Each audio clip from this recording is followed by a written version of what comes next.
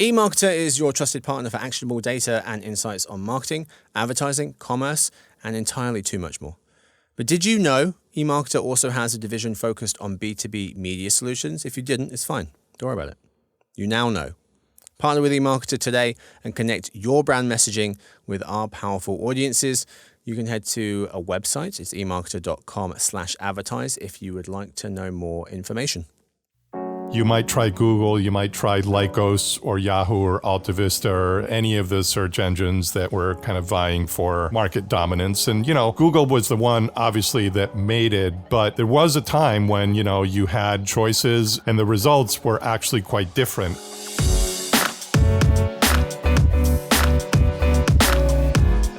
Hey gang, it's Tuesday, August 13th. Paul, Max, and listeners, welcome to the Behind the Numbers Daily and eMarketer podcast. I'm Marcus. Today I'm joined by the two gentlemen who hung out with me yesterday. We have with us our senior analyst who covers everything digital advertising and media based in Philadelphia. It's Max Willens. Yo, yo, yo. Hey fella. 3. The show's going to have to get longer, I'm sorry. Don't do it, Paul. We're also joined, if you listen to yesterday's episode, you know why that's funny. If you didn't, then just go with it. We're also joined by Paul Werner. He is our Vice President of Content, covers everything digital advertising, media, and technology. He is based just north of New York City. How you doing? Word. Oh, okay. Curveball. Didn't see that coming. It's a weird beginning. Okay, today's fact. Most maps of the world, you'll be pleased to know, are wrong. Or at least misrepresentative. That's because the world is round and paper is flat. So when you project an image of the world onto paper, it's called the Mercator projection. It's developed in 1569 by Gerardus Mercator. The proportions of countries get affected. As BBC Science notes, this method, still used today, is wildly inaccurate and makes Alaska appear as large as Brazil, even though it's 1/5 the size, and it makes Greenland appear 14 times larger than it actually is. Which way is even up anymore? I think Mercator did it on purpose because he really wanted to give those places an opportunity to shine. Otherwise, they're so sparsely populated. I know, no one checked his work, did they? Who's been like, is this really a map of the world? He'd made some real estate investments that were looking pretty dumb. Yep. I think, he maybe wanted to buy Greenland, but I think at the time everybody was probably like, you know what, the world is flat anyways, so this guy doesn't know what he's talking about, so let's mess about with his paper maps. Anyway, today's real topic: what to make of the Google antitrust ruling, part 2.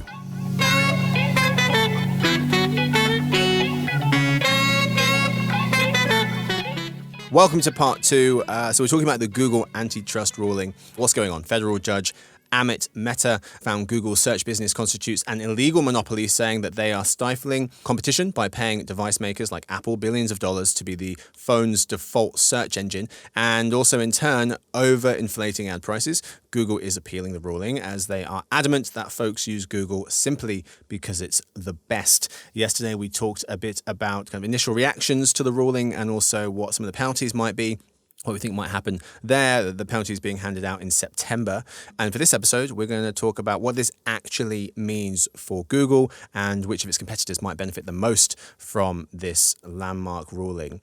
So, Max, I'll start with you. What does this actually mean for Google? A lot of legal fees. No, there's more to it than that. I think what's interesting about what this actually means, to your setup, the actual sentencing is about 2 months away. It's going to happen in September. And there will be subsequent fighting to the death on Google's part to try to get as close to a favorable result as it can. But I think that there's a pretty reasonable likelihood that this actually winds up being a win for them. And the reason that I say that is we discussed this a little bit on part 1, but basically the EU has forced Google to do something like what a lot of people expect Amit Mehta will make Google do, which is to essentially rip up the revenue sharing agreements, bar Google from entering into agreements with device makers and browsers to sort of make their search engine the default, and force consumers to choose which search engine they want. And in the EU, what that has effectively led to is a negotiable difference in the change in market share, and Google has had to pay a lot less in traffic acquisition costs. And I think it's reasonable to anticipate that if something like this is enacted in the United States, what we're just going to wind up with is Google saving about $50 billion a year in TAC and actually making more money because they have just as many people using its search engine just as much as they were. They've just had to click a couple of extra buttons to put that setting in place. Yeah. Paul, there was a title of an article by Ian Bogost of The Atlantic that read, "Google already won." And that kind of summed it up for me. Goes on to write, a landmark antitrust ruling will not change how people find information on the internet, and continues to say these cases arguably needed to happen a decade or more earlier when the tech companies had accrued less power and the activities they facilitated were still developing. Blocking the Google acquisition of the ad tech company DoubleClick in 2007 might have prevented some of the company's subsequent monopoly abuse because DoubleClick put the digital ad industry under Google's control. Does it feel like that for you, that Google's already won and this is not really going to change things because it's already established itself as synonymous with search in people's lives? Yeah, I agree with that. I mean, first off, the Justice Department, these lawsuits take a very long time to unfold, and they're usually fighting the past war, not the present one. So, you know, in this case, I agree, you know, if this process had started 10, 15 years ago, maybe Google could have been prevented from getting to the monopolistic position it's in. I mean, but quickly on that point, Paul, even from the start of the case, there's been 4 years. This case got brought against Google in October of 2020. I went and looked. They're still benefiting from the status quo. If you just, since the DOJ brought the antitrust case against Google in October 2020, Google has made $844 billion in revenue and $270 billion in profit. Not just bad. Since the case. So I think that's a great take. The fighting the war of the past, not the present one, because it does seem like it almost was worthwhile Google doing this because it's benefited and will continue to benefit from these practices from now and into the future. And to your other question, I don't see a future world in which Google is not a dominant tech player.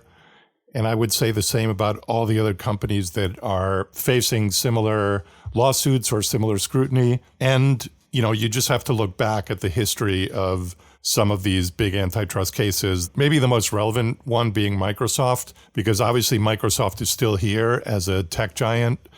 Another aspect of the Microsoft case, which was actually filed in 2001, and most of the activity that it litigated took place in the mid-90s. So again, the delay. But the way that one unfolded was the initial ruling was against Microsoft. They appealed, and part of the judgment was reversed, and the two parties eventually reached a settlement.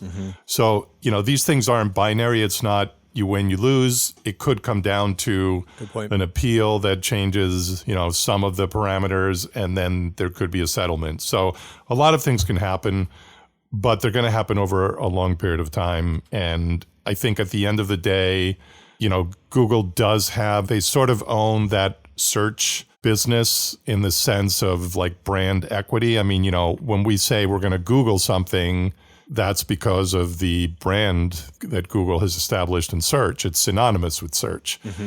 So I think that is going to be very hard to break.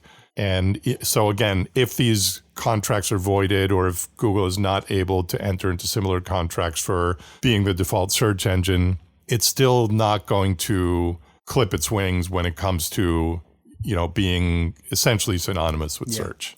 That's a huge part of the reason I think it's difficult to speculate, like who benefits the most from this. Because as I mentioned in yesterday's episode, the judge in this case was saying Google is a monopolist. They've acted as one, and they were pointing out that Google enjoys nearly 90% share of the US search market, and even higher on mobile phones. A similar web data. StatCounter also has them about 85%. This is in the US. But if we use SimilarWeb's numbers, 90% share of the US search market for Google, Bing and Yahoo have 3% each. And so, Max, this seems like almost like a silly question, but which competitor do you think benefits from this, if any? So I have two answers based on how liberal a definition of competitor you allow me to use.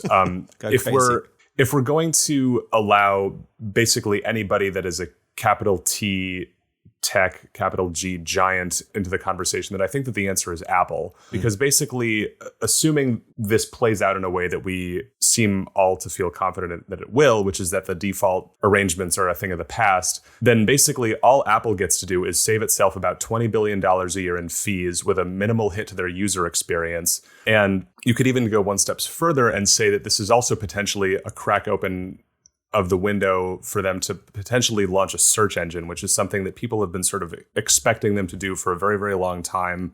One of the things buried in Judge Mehta's voluminous ruling was a finding that Apple has already built an index of billions of websites that it's been sitting on. There's speculation that that's used to power Siri to an extent, but it's the foundation of, assets that you would need to launch a search engine of your own. So I would say that Apple, if you're allowing that kind of liberal definition of competitor, is the answer.